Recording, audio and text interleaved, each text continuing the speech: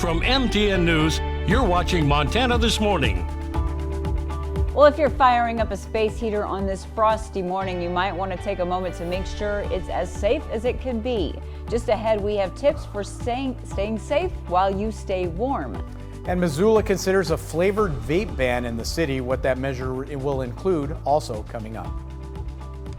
Well, good morning. I'm Holly Brantley here with Chet Lehman and Matt Elwell, and we say happy Monday morning to you. Just about 6:30 right now. And 30, that's a number we're not going to get to temperature-wise, not even It's close. going to be pretty tough.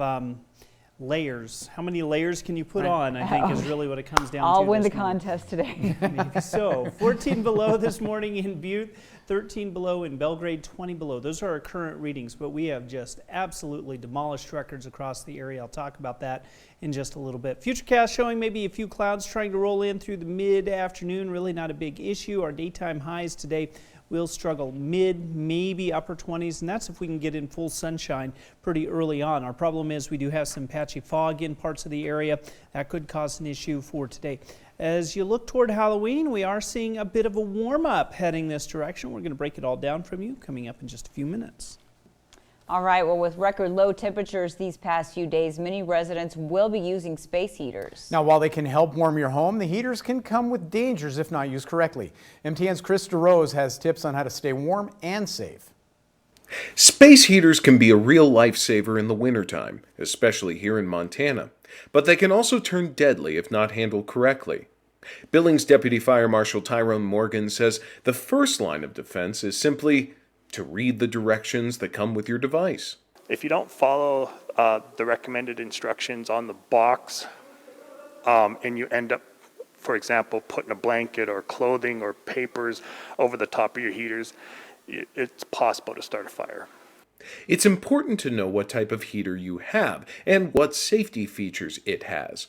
Some will turn off if they get overheated, and some will sound alarms if they tip over.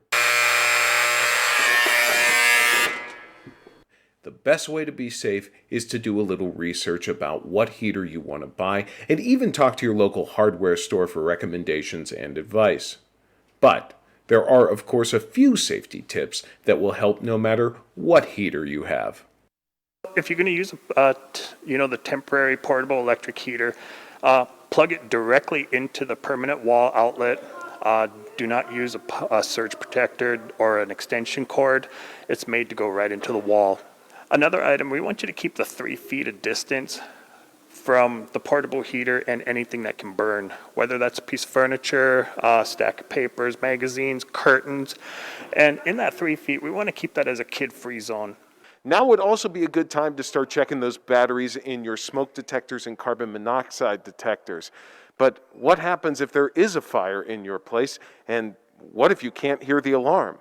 You can contact our office or the Red Cross. The Red Cross has a program that has these devices. Once they are alerted to a smoke in the residence, they have a device that will shake your bed, shake your mattress to help alert you if you're sleeping. There's also other types of smoke alarms that will emit a strobe, similar to inside of a commercial building. If you ever see the flashing lights in a building when that fire alarm goes off, you can have the same thing in your home.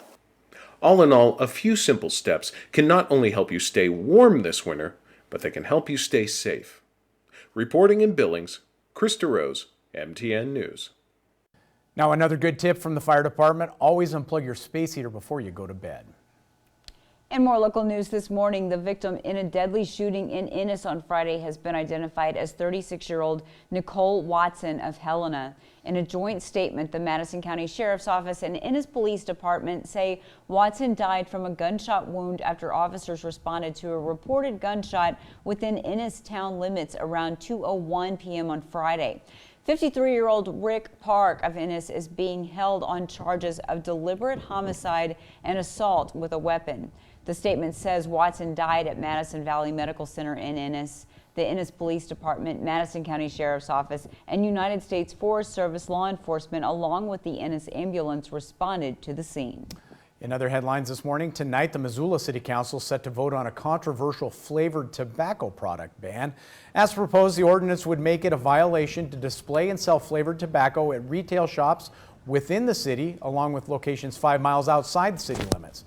Proponents of the ban say these products have harmful side effects and are marketed towards children. Opponents, however, say businesses only sell these products to adults, and banning them will not only hurt local businesses who rely on those customers, but could also create a black market.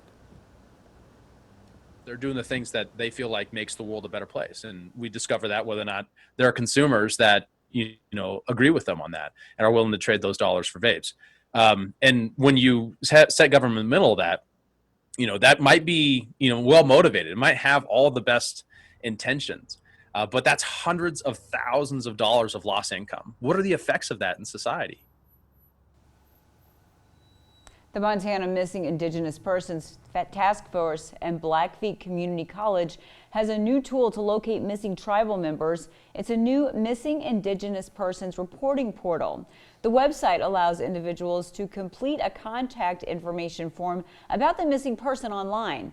In the past, loved ones of missing persons have expressed reluctance to report missing individuals directly to law enforcement.